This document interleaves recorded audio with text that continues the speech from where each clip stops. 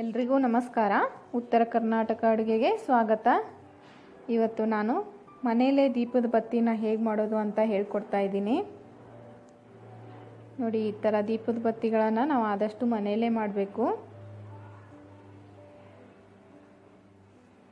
ನಾವು ಮನೆಯಲ್ಲೇ ದೀಪ ಬತ್ತಿ ಮಾಡೋದ್ರಿಂದ ತುಂಬ ಒಳ್ಳೆಯದು ಅಂತ ಹೇಳ್ತಾರೆ. ನೋಡಿ, ನಾನು ಈ ಥರ ಹತ್ತಿನ ತಗೊಂಡಿದ್ದೀನಿ.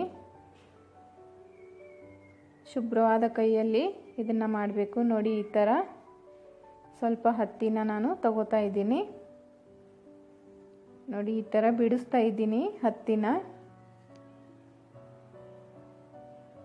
ಇವಾಗ ಇದನ್ನು ನಾನು ಸ್ವಲ್ಪ ಉದ್ದ ಮಾಡ್ತಾ ಇದ್ದೀನಿ. ನೋಡಿ, ಈ ಥರ ಮಧ್ಯದಲ್ಲಿ ಹಿಡ್ಕೊಂಡ್ಬಿಟ್ಟು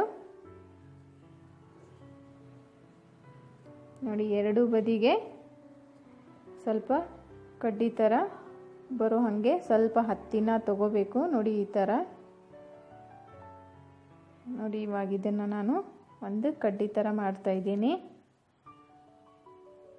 ಸಣ್ಣದಾಗಿ. ನೋಡಿ, ಈ ಥರ ಕಡ್ಡಿ ಥರ ಬರಬೇಕು, ದೀಪ ಚೆನ್ನಾಗಿ ಉರಿಯುತ್ತೆ. ಇವಾಗ ನಾನು ಇದಕ್ಕೆ ಹಸಿ ಹಾಲು ತಗೋತಾ ಇದ್ದೀನಿ, ಬಳಸಿರೋ ಹಾಲು ತಗೋತಾ ಇಲ್ಲ ದೀಪಕ್ಕೆ. ಈ ಥರ ಹಸಿ ಹಾಲು ಕೈಯಲ್ಲಿ ಅದ್ಬಿಟ್ಟು ನೋಡಿ, ಈ ಥರ ಒದ್ದೆ ಮಾಡಿಕೊಂಡು ಇದನ್ನು ನಾವು ಗಟ್ಟಿ ಆಗೋವರೆಗೂ ಈ ಥರ ಮಾಡಬೇಕು, ತಿರುಗಿಸ್ತಾ ಇರಬೇಕು.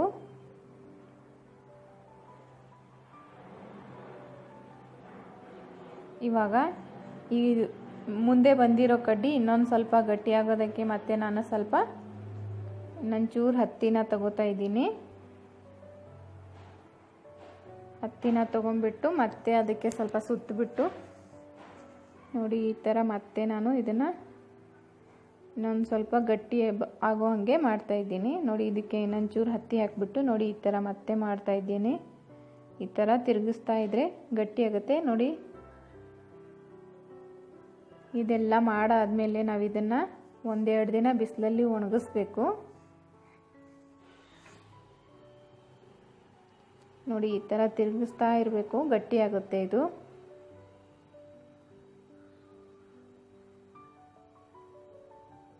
ನೋಡಿ, ಇವಾಗ ಇದೊಂದು ಬತ್ತಿ ರೆಡಿ ಆಯ್ತು. ಇವಾಗ ಇನ್ನೊಂದು ಮಾಡಿ ತೋರಿಸ್ತೀನಿ ಸ್ನೇಹಿತರೆ.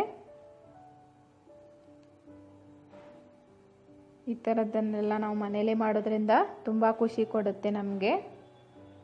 ನೋಡಿ, ಇನ್ನೊಂದು ಥರ ತೋರಿಸ್ತಾ ಇದ್ದೀನಿ ತುಂಬ ಸರಳವಾಗಿ. ನೋಡಿ, ಎರಡೂ ಬದಿಗೆ ನಾವು ಈ ಥರ ಸಣ್ಣದಾಗಿ ಸ್ವಲ್ಪ ಹತ್ತಿನ ಎಳ್ಕೊಬೇಕು.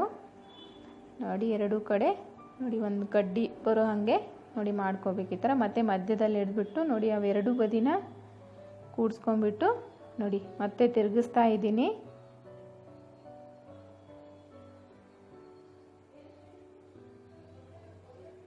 ಸ್ನೇಹಿತರೆ, ನೀವು ಈ ಥರದನ್ನೆಲ್ಲ ಮನೆಯಲ್ಲೇ ಮಾಡಿ. ಆದಷ್ಟು ನಾನು ಮಾಡಿರೋದು ನಿಮಗೆ ಇಷ್ಟ ಆಗಿದ್ದರೆ ನೀವು ಮನೆಯಲ್ಲಿ ಟ್ರೈ ಮಾಡಿ.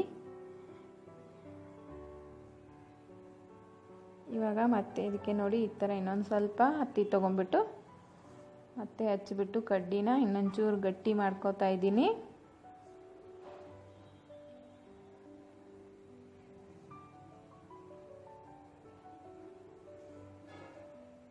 ಹಾಗೆ ನಾನು ಮಾಡ್ತಾ ಇರೋ ರೆಸಿಪಿಗಳನ್ನು ಕೂಡ ನಿಮ್ಗೆ ಇಷ್ಟ ಆಗ್ತಾ ಇದ್ದರೆ ದಯವಿಟ್ಟು ನನ್ನ ಚಾನಲ್ಗೆ ಸಬ್ಸ್ಕ್ರೈಬ್ ಮಾಡಿ, ಮತ್ತು ನನ್ನ ವಿಡಿಯೋಗಳನ್ನ ಲೈಕ್ ಮಾಡಿ, ಶೇರ್ ಮಾಡಿ, ಕಮೆಂಟ್ ಮಾಡಿ. ನೋಡಿ, ಇವಾಗ ಇನ್ನೊಂದು ಬತ್ತಿ ರೆಡಿ ಆಯಿತು. ಹೀಗೆ ನೋಡಿ, ಬತ್ತಿಗಳು ರೆಡಿ ಆಗಿವೆ. ಇದನ್ನು ನಾನು ಒಂದೆರಡು ದಿನ ಬಿಸಿಲಲ್ಲಿ ಒಣಗಿಸ್ತೀನಿ. ಇವಾಗ ನೋಡಿ, ತುಪ್ಪದಲ್ಲಿ ನಾನು ಬತ್ತಿಗಳನ್ನ ಹಾಕ್ತಾ ಇದ್ದೀನಿ.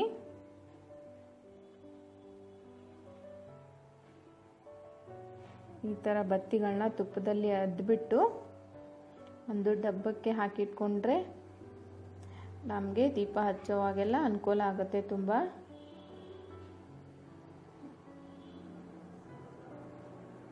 ಆದಷ್ಟು ಶುದ್ಧ ಹಸುವಿನ ತುಪ್ಪದಲ್ಲೇ ದೀಪನ ಹಚ್ಚಬೇಕು ಅಂತ ಹಿರಿಯರು ಹೇಳ್ತಾರೆ. ನಾನು ಹಾಗೆ ಮಾಡೋದು. ನೋಡಿ, ಈ ಥರ ತುಪ್ಪದಲ್ಲಿ ಅದ್ಬಿಟ್ಟು ಒಂದು ಡಬ್ಬಕ್ಕೆ ಹಾಕ್ತಾ ಇದ್ದೀನಿ ಎಲ್ಲ ಬತ್ತಿಗಳನ್ನ.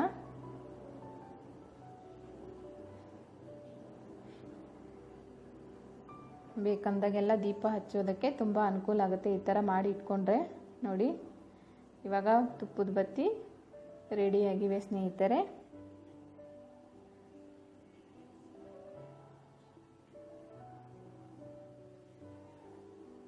ಇವಾಗ ನಾನು ಇನ್ನೊಂದು ಥರ ಬತ್ತಿನ ಮಾಡೋದು ಹೇಳ್ಕೊಡ್ತಾ ಇದ್ದೀನಿ.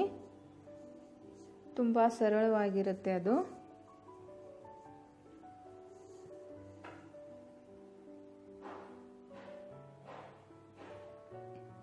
ನೋಡಿ, ಮತ್ತೆ ಸ್ವಲ್ಪ ನಾನಿಲ್ಲಿ ಹತ್ತಿನ ತಗೋತಾ ಇದ್ದೀನಿ.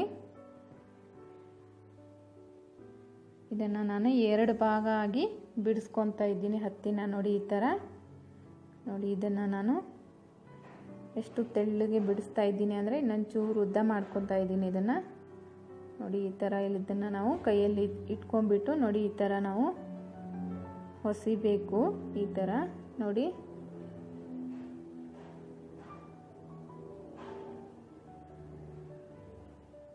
ಈ ಥರ ನಾವು ಮಾಡಿ ಇಟ್ಕೊಂಡ್ರೆ ಪೂಜೆ ಮಾಡೋ ಟೈಮಲ್ಲೆಲ್ಲ ತುಂಬ ಅನುಕೂಲ ಆಗುತ್ತೆ.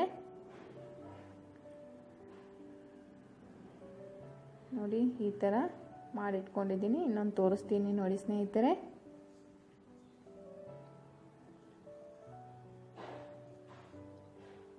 ಈ ಥರ ಸ್ವಲ್ಪ ತೆಳ್ಳಗೆ ಮಾಡಿಕೊಂಡು ಉದ್ದ ಮಾಡಿಕೊಂಡು ಕೈಯಲ್ಲಿ ಇಟ್ಬಿಟ್ಟು ನೋಡಿ ಈ ಥರ ಹೊಸಿಬೇಕು ಇದನ್ನು.